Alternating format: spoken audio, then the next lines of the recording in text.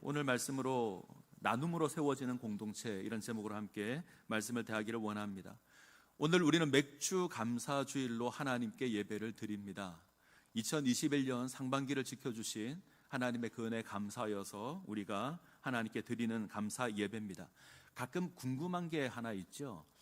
우리가 맥주 감사주일 혹은 추수 감사주일을 드릴 때 이게 성경의 어떤 절기와 연결이 될까, 이런 궁금함이 주어질 때가 있습니다. 사실 맥주 감사주일은 고민 잘 안 합니다. 성경에 맥주절이 있거든요. 자연스럽게 두 개가 연결될 거라 생각을 하는데 사실 날짜가 일치하지 않습니다. 성경대로 맥주절을 지킨다면 아마 5월 말 정도가 되어야 됩니다. 근데 날짜가 잘 맞지 않죠. 이스라엘의 3대 절기가 있습니다. 이스라엘의 3대 절기, 첫 번째가 유월절, 그리고 오순절, 그리고 초막절, 이렇게 세 가지가 있습니다. 세 절기는 하나님께서 베풀어 주신 그 은혜에 감사하여서 드리는 절기인데, 이 절기들이 농사와 추수와 관계가 되어 있습니다.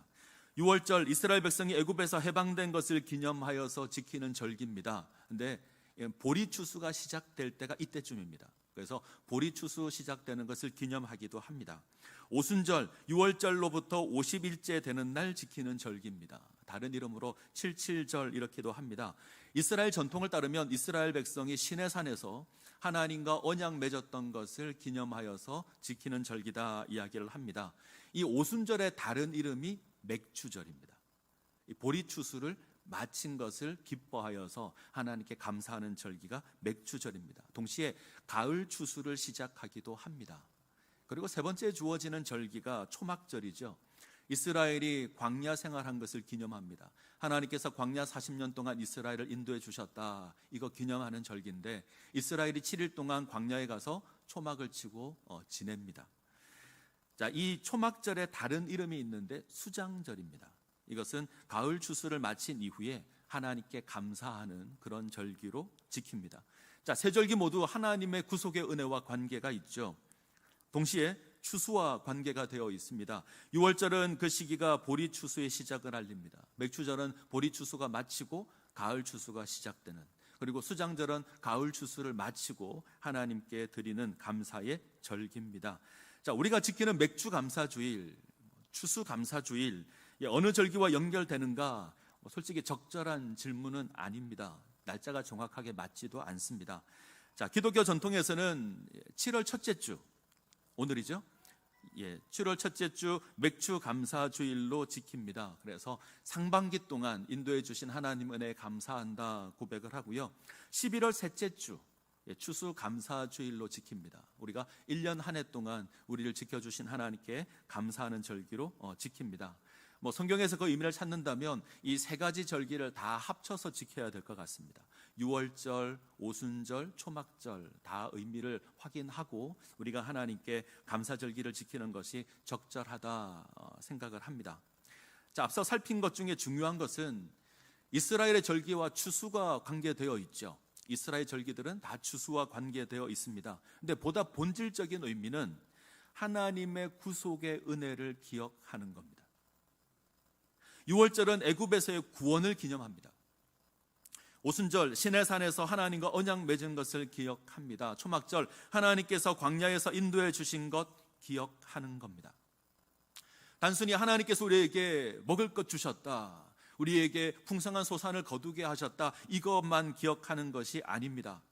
나를 구원하신 하나님, 그 하나님 기억하며 하나님을 고백하는 절기입니다. 하나님이 나의 하나님이 되셨다, 이거 기억하며 고백하는 겁니다. 자, 성경을 한번 보죠. 신명기 26장으로 가겠습니다. 신명기 26장.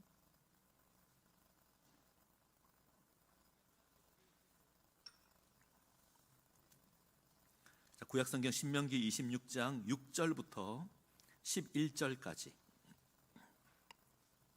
신명기 26장 6절부터 11절까지 말씀을 교독하겠습니다. 신명기 26장 6절을 제가 먼저 읽습니다.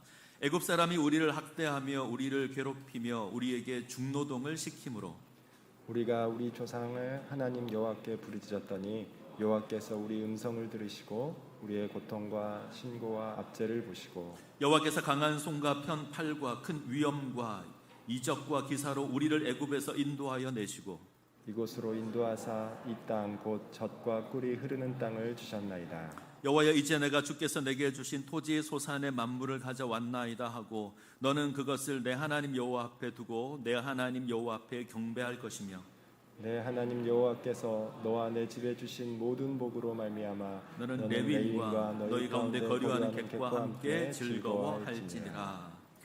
이스라엘 백성들이 가나안 땅의 소산을 가지고 와서 고백합니다. 그 고백의 내용은 하나님 우리에게 좋은 열매 주셔서 감사합니다, 이것이 다가 아닙니다. 이스라엘은 하나님의 구원하심을 고백합니다. 하나님께서 가나안 땅에서 거두게 하신 그 소산을 가지고 하나님 앞에 나와 하나님께 예배를 드리며 하나님, 당신이 우리를 구원해 주셨습니다. 저 애굽의 압제에서 구원해 주셨습니다. 하나님, 당신께서 우리를 광야에서 인도하셨습니다. 저 거친 광야를 지나가는데 하나님 필요한 것 주셔서 우리가 부족한 것 없었습니다. 하나님, 약속의 땅 주셨습니다. 고백하는 겁니다. 이 땅에 소산을 거둔 게 본질이 아니죠. 하나님께서 우리를 구원하셨고 우리를 인도하시고 당신의 백성 삼아주시고 약속의 기업 허락해 주셨다, 이것이 중요합니다. 하나님, 나의 하나님 되셨습니다, 이거 고백하는 겁니다. 우리식으로 표현하면 하나님께서 예수 그리스도로 말미암아 우리를 그 품에 품으시고 하나님 나라의 자녀로 삼아주셔서 우리가 이거 거두게 되었습니다. 하나님 감사합니다 라고 고백하는 날입니다. 우리는 누군가에게 선물을 받으면 기뻐하죠. 선물 자체도 기뻐하지만 사실 중요한 것은 그 선물을 나에게 주는 사람입니다. 어버이날 아이가 선물을 가지고 와서 어머니께, 아버지께 선물을 주면 그 선물을 기뻐하지 않잖아요. 그 선물을 주는 아이가 기특해서 기뻐합니다. 어린아이가 선물을 주면 얼마나 좋은 것 준비를 하겠습니까? 그러나 그것을 준비하는 그 마음이 좋아서 그것을 기뻐합니다. 자, 감사절 이런 거죠. 우리에게 선물을 주시는 하나님 기억하는 겁니다.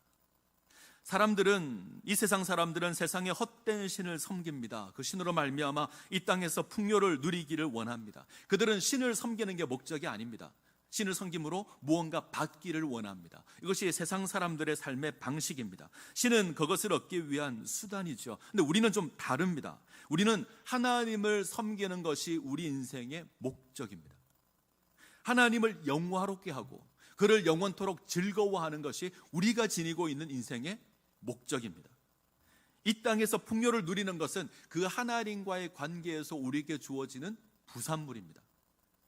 중요한 것은 선물이 아니죠. 선물을 우리에게 주시는 하나님이 중요합니다. 그래서 이 하나님 기억하는 날이 감사절이 되어야 합니다. 때문에 우리는 달라야 합니다. 헛된 우상을 섬기는 저 세상 사람들과 우리는 달라야 합니다. 자, 26장 11절, 신명기 26장 11절을 다시 한번 볼까요? 26장 11절 같이 읽습니다. 내 하나님 여호와께서 너와 내 집에 주신 모든 복으로 말미암아 너는 레위인과 너희 가운데 거류하는 객과 함께 즐거워할지니라. 자, 감사절은 나 스스로만 기뻐하고 즐거워하는 날이 아닙니다. 함께 기뻐하고 함께 즐거워하는 날입니다. 레위인과 함께 즐거워해야 합니다. 우거하는 객과 함께 즐거워해야 합니다. 자, 레위인 그러면 뭐 기다렸다는 듯이 이거 목회자다 생각하시는데 그 생각 좀 버리셨으면 좋겠습니다. 성경에서 레위인 그러면 기업을 받지 못한 사람입니다. 이들은 토지 소산을 직접으로 받지 못한 사람들입니다. 이스라엘의 12지파 가운데 레위지파는 땅을 기업으로 받지 못했습니다. 그래서 추수의 기쁨을 누리지 못합니다. 이들과 함께 추수의 기쁨을 나누라는 거죠. 우거하는 객은 말 그대로 이방인들입니다. 나그네 된 자들입니다. 이들은 가나안 땅에서의 수확과 상관없는 자들입니다. 어쩌면 하나님을 믿는 신앙이 없을 수도 있습니다. 그러나 하나님은 이들 역시 추수의 기쁨을 함께 나누어야 한다 말씀하십니다. 땅의 소산을 누리지 못하는 자들과 함께 나누는 것, 이것이 감사가 지니는 마땅함입니다. 저는 이 모습 가운데 우리가 세워질 수 있기를 간절히 소원합니다. 자, 감사절을 맞이했는데, 자, 이 맥주 감사절의 의미를 확인하기 위해서 오늘 우리가 대하고 있는 성경이 이제 룻기라고 하는 성경입니다. 맥주 감사주일에 웬 룻기인가 물으실 수 있죠. 우리 생각에는 잘 어울리지 않아 보입니다. 근데 굉장히 중요합니다.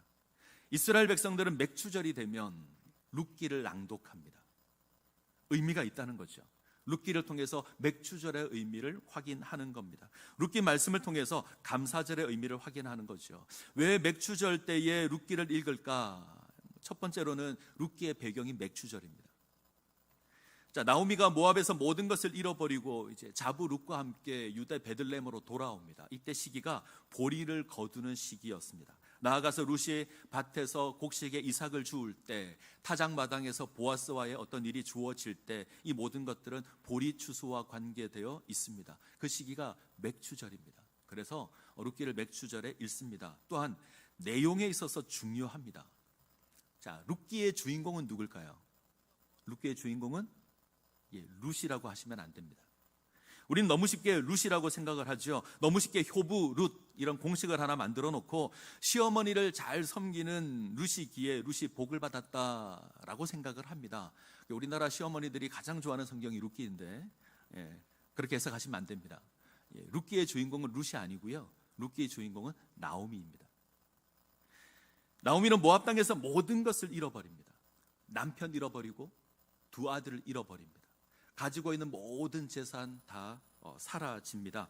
이제 아무것도 남은 것이 없습니다. 이렇게 텅 비어버린 나오미가 이제 유대 베들레헴으로 다시 돌아오죠. 그리고 이 나오미가 다시 채워지는 이야기가 이 룻기입니다.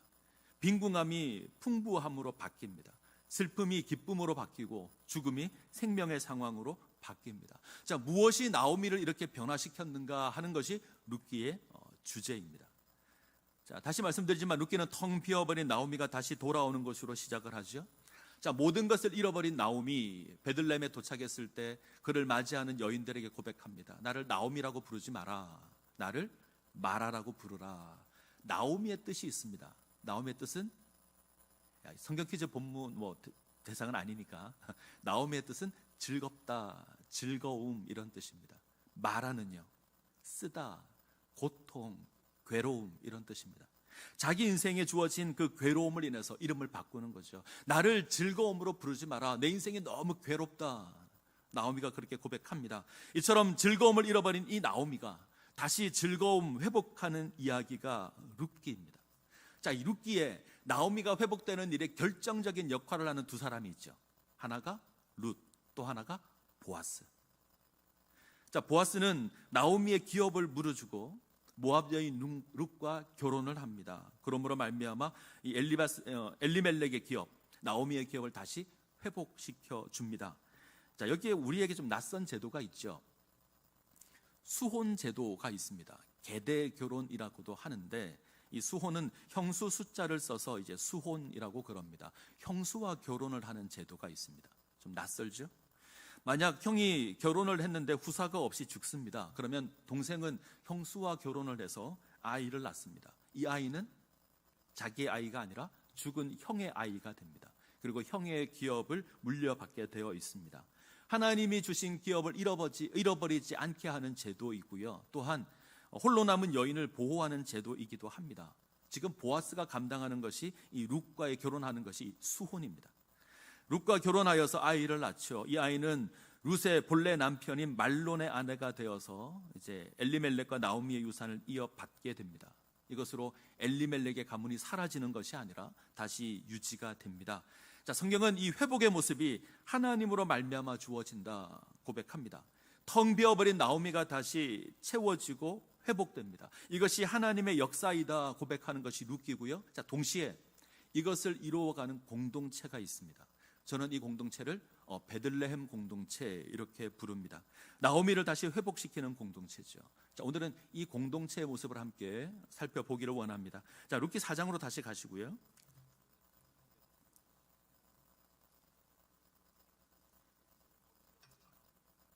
자, 룻기 4장을 가시면 보아스가 나오미의 기업을 물기 위해서 성문에서 재판을 엽니다. 기업 물은다라는 표현이 등장을 하는데 이거 일종의 구제 제도입니다. 어떤 사람이 가난해져서 종으로 팔리거나 그가 가지고 있는 기업을 팔았을 때에 가장 가까운 친척이 그것을 대신 그 값을 지불하고 다시 회복하는 것을 기업을 물은다라고 합니다. 자, 이 나오미는 모압으로 내려갈 때 자신들이 가지고 있던 모든 재산을 다 팔았을 겁니다. 그리고 가지고 내려갔는데 가지고 갔던 모든 것을 다 잃어버리죠. 자, 다시 돌아왔습니다. 그러면 돈을 주고 그 기업을 사야 하는데 살 만한 여유가 되지 못하는 겁니다. 그래서 이 경우 가까운 친족이 값을 대신 치르고 나오미의 기업을 회복해 주어야 합니다. 자, 보아스가 이 기업 물음에 대해서 재판을 엽니다. 자, 가까운 친족부터 우선순위가 있습니다. 보아스는 자신보다 먼저 기업 물을 책임이 있는 자에게 늙은 나오미의 땅에 관해서 이야기를 합니다. 우리 형제 엘리멜렉에게 나오미에게 속한 땅이 있네. 땅 좋아하시나요? 싫어하십니까? 예나 지금이나 우리는 땅을 좋아합니다. 땅 이야기에 이 사람이 솔깃합니다. 자, 어떤 남자가 자식을 낳지 못하고 죽으면 가까운 친척이 땅을 살 수 있습니다. 땅을 사면 남아있는 가족을 봉양합니다. 자, 이렇게 되어 있는데 이제 이 사람이, 이 기업 물을 사람이 계산기를 두들기는 거죠. 이미 엘레멜렉 죽었습니다. 그의 두 아들 죽었습니다. 나오미 하나 남았습니다. 자, 땅을 사는 데는 돈이 들어갈 겁니다. 그러나 그 땅에서 농사를 지을 수 있고 수익을 얻을 수 있죠. 봉양해야 될 사람은 나오미 하나 남았습니다. 그렇게 큰 돈이 들어가지 않을 겁니다. 더군다나 나이가 많은 나오미가 아이를 낳을 것도 아닙니다. 나오미가 죽으면 이 땅은 고스란히 자기 땅이 될 겁니다. 괜찮은 장사죠. 그래서 기업을 무르겠다라고 합니다. 그러자 보아스가 이야기하죠. 나오미에게 젊은 과부 룻이 있다. 자부 룻이 있다. 밭을 무르는 순간, 기업을 무르는 순간 이 룻과 결혼해야 한다. 그리고 그 사이에서 태어난 아이로 기업을 잇게 해야 한다. 그러자 다시 기업 물을 자가 계산을 합니다. 자, 땅을 사는데 돈을 줘야 되고 두 과부를 먹여 살려야 되고 더군다나 룻과의 관계에서 아이가 태어나면 그 아이는 자신의 아이가 아니라 죽은 자의 아이가 됩니다. 기업은 그 아이의 소유가 될 겁니다. 이익일까요? 손해일까요? 손해죠. 이에 이 기업 물을 자가 자신이 기업을 물을 수 없다 고백합니다. 자, 6절부터 한번 볼까요? 룻기 4장 6절. 자, 6절, 7절, 8절 교독하겠습니다. 6절을 제가 읽습니다. 그 기업 물을 자가 이르되 나는 내 기업에 손해가 있을까 하여 나를 위하여 물으지 못하겠노니 내가 물을 것을 네가 물으라 나는 물으지 못하겠노라 하는지라. 옛적 이스라엘 중에는 모든 것을 물으거나 교환하는 일을 확정하기 위하여 사람이 그의 신을 벗어 그의 이웃에게 주더니 이것이 이스라엘 중에 증명하는 전례가 된지라. 같이 읽습니다. 이에 그 기업 물을 자가 보아스에게 이르되 내가 너를 위하여 사라 하고 그의 신을 벗는지라 되어 있습니다. 자, 기업 물을 자가 기업 무르는 걸 포기합니다. 손해가 되어서 포기합니다. 그리고 포기한 것에 대해서 특별한 행동을 하나 하죠. 무엇을 하죠? 신발을 벗어서 줍니다. 이건 수혼 제도의 책임을 감당하지 않겠다는 겁니다. 자, 형제라고 하지만 이미 다른 사람의 아내가 되었던 여인입니다. 그 여인과 결혼을 해야 합니다. 자식을 낳는데 그 자식도 내 자식이 아닙니다. 기업도 그 아이에게 돌아갈 겁니다. 철저하게 손해가 되는 일이죠. 때문에 형수와의 결혼을 거부할 수 있습니다. 이 거부한 시동생에게는 형제의 집을 세우기를 즐겨하지 않았다라고 해서 신발 벗기운 자라는 이름이 불려졌습니다. 신발 벗기운 자. 자, 신발 벗기운 자, 이거 수치스러운 이름입니다. 책임을 감당하지 않았다라는 거죠. 이거 부끄러운 겁니다. 민망한 겁니다. 하나님의 말씀은, 하나님의 율법은 형제의 기업을 물어주고 감당하도록 명하고 있는데 이거 하지 않겠다는 겁니다. 수치스러운 것이고 부끄러운 겁니다. 마땅한 의무를 감당하지 않는 겁니다. 그런데 오늘 본문을 보면 이 기업 물을 자, 신발을 벗어주는데 아무런 주저함이 없습니다. 아무런 민망함도 없습니다. 부끄러움도 없습니다. 의무를 감당하는 것보다 내 이익이 우선이라는 겁니다. 내가 이거 거부하는 것 아무런 잘못이라고 생각하지 않습니다. 기업 물을 자가 책임을 감당하지 않자 이제 보아스가 감당을 하죠. 많은 손해를 감당해야 되는 일입니다. 보아스도 거부할 수 있습니다. 그래도 상관없었을 겁니다. 그럼에도 불구하고 보아스는 나오미의 기업을 물어주고 룻과의 결혼을 기쁘게 감당합니다. 이 나눔이죠. 이 나눔으로 룻이 삶의 보금자리를 얻습니다. 나오미가 다시 채워집니다. 스스로 이름을 마라로 바꾸었던 여인입니다. 이 비극적인 운명의 주인공 나오미가 다시 기쁨을 회복합니다. 다시 나오미로 세워지게 됩니다. 자, 주목해야 될 것이 있죠. 텅 빈 나오미가 공동체의 신실한 이의 도움으로 말미암아 다시 풍족하게 됩니다. 다시 회복됩니다. 모든 사람이 기뻐합니다. 모든 사람이 즐거워합니다. 이게 신앙 공동체가 지녀야 될 아름다움의 모습입니다. 우리가 추구해야 될 교회 공동체의 모습이기도 합니다. 나눔으로 세워지는 공동체, 나눔으로 기뻐하는 공동체, 우리가 감사절을 맞이하면서 기억해야 될 우리의 모습입니다. 만약 우리가 거둔 것만 가지고 감사하고 있다면 아무런 의미가 없습니다. 그럼 믿지 않는 자들도 하는 겁니다. 우리의 감사는 나누는 것으로 드러나야 합니다. 우리의 감사는 나누는 것으로 확인이 되어야 합니다. 이것이 하나님 나라 백성이 지니는 정당함입니다. 나눔이 없다면 수치스러운 겁니다. 나눔이 없다면 부끄러운 겁니다. 하나님께서 베푸신 것을 나누지 않는다면 그거 민망한 겁니다. 내가 나의 이득이냐 손해냐 이것 따져서 내가 기업을 무르겠다 무르지 않겠다 결정하는 건 하나님의 은혜의 공동체에서 수치스러운 것이고 부끄러운 것입니다. 신발 벗어서 넘겨주는 겁니다. 참으로 안타까운 건 아무도 이것을 수치라고 생각하지 않습니다. 오늘날 교회가 이것을 부끄럽게 생각하지 않습니다. 자신들의 이익을 추구하는 것에는 너무나 빠른데 이웃을 돌아보는 것에서는 너무나 둔감합니다. 사실 이런 것이 타락입니다. 이것이 성도의 타락이며 교회의 타락입니다. 마땅히 해야 될 것 하지 않는 것, 이것도 타락입니다. 깨닫지 못하는 것도 타락이고요. 부끄러워하지 않는 것도 타락입니다. 자, 우리의 삶은 나눔으로 드러나야 합니다. 그것이 내게 이익이 되지 않는다고 하여도, 심지어 내가 손해를 본다고 할지라도 우리는 나눌 수 있어야 합니다. 자, 기억하십시오. 감사절은 하나님께서 우리에게 허락한 풍요를 함께 나누는 겁니다. 우리 서로의 기업을 물어주는 겁니다. 우리 주변을 돌아보십시오. 우리 교회 지체 가운데 누군가 힘들어한다면, 누군가 어려워한다면, 누군가의 도움을 필요로 한다면 기꺼이 그의 기업을 물어주어야 합니다. 이게 마땅한 겁니다. 자, 룻기 4장을 가면 이제 회복의 기쁨이 가득하죠. 텅 비어버린 나오미가 다시 회복이 됩니다. 빈궁함의 모습이 풍부함으로 바뀌었습니다. 슬픔이었는데 기쁨이 넘칩니다. 고통이었는데 생명으로 바뀝니다. 자, 묻습니다. 누가 나오미를 이렇게 바꿨죠? 누가 나오미를 변화시켰습니까? 자, 13절에 답이 있습니다. 13절 같이 읽습니다. 이에 보아스가 룻을 맞이하여 아내로 삼고 그에게 들어갔더니 여호와께서 그에게 임신하게 하심으로 그가 아들을 낳은지라. 여호와께서 그에게 임신하게 하심으로 그가 아들을 낳은지라. 누가 회복시키시죠? 하나님께서 회복시키십니다. 하나님께서 나오미를 회복시키십니다. 텅 빈 나오미의 모습이 다시 채워지는 것 전적으로 하나님의 역사입니다. 그런데 룻기를 보면 하나님이 철저히 숨어 있습니다. 안 드러나십니다. 하나님께서 직접 나오미와 룻에게 나타나셔서 말씀하지 않으시죠. 하나님께서 놀라운 기적을 베풀지 않습니다. 죽었던 아들이 다시 살아나는 것도 아니고 오병이어의 역사가 일어나는 것도 아닙니다. 하나님께서 꿈속에 나타나셔서 룻에게 저 밭으로 가라 이야기하지도 않습니다. 하나님은 끊임없이 나오미와 룻의 상황에 개입을 하시지만 드러나지 않으십니다. 우리가 이걸 고상하게 이제 하나님의 섭리 이렇게 고백을 합니다. 그는 보이지 않지만 나오미를 위하여 룻을 위하여 일하시는 분입니다. 자, 이 사실이 중요합니다. 하나님은 우리의 일상을 통하여 일하십니다. 하나님은 우리의 평범한 삶을 통해서 역사하십니다. 때로는 기적이 필요할 때가 있습니다.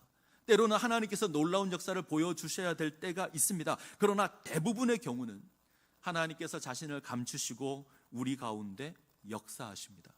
특별한 기적이 없지만 하나님은 당신의 백성을 회복시키십니다. 평범한 사람들을 통해서 역사하시죠. 이방 여인 룻, 베들레헴 사람 보아스. 화려하지 않습니다. 평범한 사람입니다. 이들이 보여지는 그 마땅함이, 이 평범한 사랑의 마땅함이 나오미를 회복시킵니다. 때로는 영웅이 필요합니다. 그러나 대부분의 경우 하나님은 평범한 사람을 들어서 하나님께서 사용하십니다. 자, 그래서 부탁을 드립니다. 우리 모두는 평범하잖아요. 자, 평범한 우리에게 제가 부탁을 드립니다. 회복자가 되어 주시기 바랍니다. 기업 물을 자가 되어 주시기 바랍니다. 우리 가운데 룻이 있다면, 우리 가운데 나오미가 있다면 그들의 기업을 물어 주시기 바랍니다.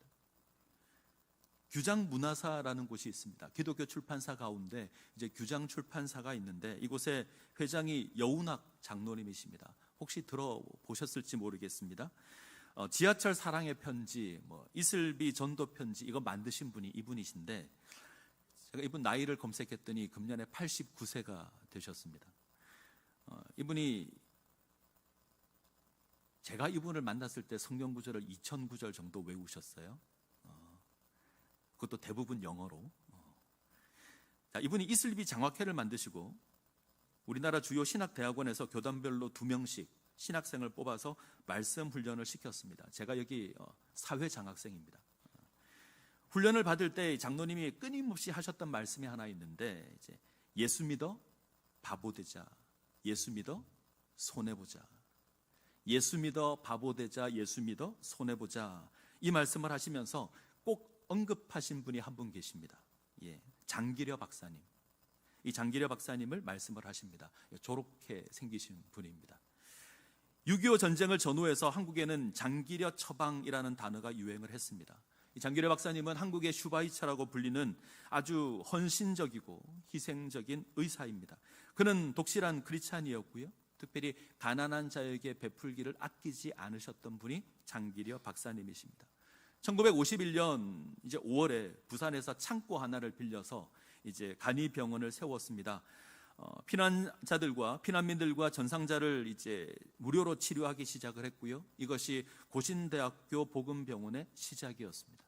자, 어느 날 아주 허약한 여인 하나가 이제 부산 복음병원을 찾아왔습니다. 박사님께 진찰을 받습니다. 장기려 박사님 늘 하던 대로 진단을 하고 처방을 해 주었습니다. 자, 여인이 처방전을 들고 집으로 가죠. 가서 처방전의 봉투를 딱 뜯어보니 작은 편지 하나와 돈이 들어있었습니다. 자, 이제 화면 내려주셔도 될 것 같습니다. 작은 편지 하나와 돈이 들어있었습니다. 그 글에는 이렇게 적혀 있습니다. 자매의 병은 영양실조입니다. 잘 먹지 못하여 생긴 병이니 이 돈으로 영양가 있는 맛있는 음식을 사 먹으면 곧 나을 겁니다. 건강하십시오. 자, 늘 이랬습니다. 장기려 박사는 부산 복음병원 원장으로 40년, 부산 간호대학 학장으로 20년을 근무했습니다. 자기의 월급은 전액 환자들의 치료비로 지급을 했습니다. 심지어 형편이 어려운 환자가 생기면 야밤에 탈출하라고 병원 문을 열어줬습니다. 내가 밤에 살그머니 나가서 병원의 뒷문을 열어놓을 테니 병원을 탈출하십시오. 누가 이랬다고요?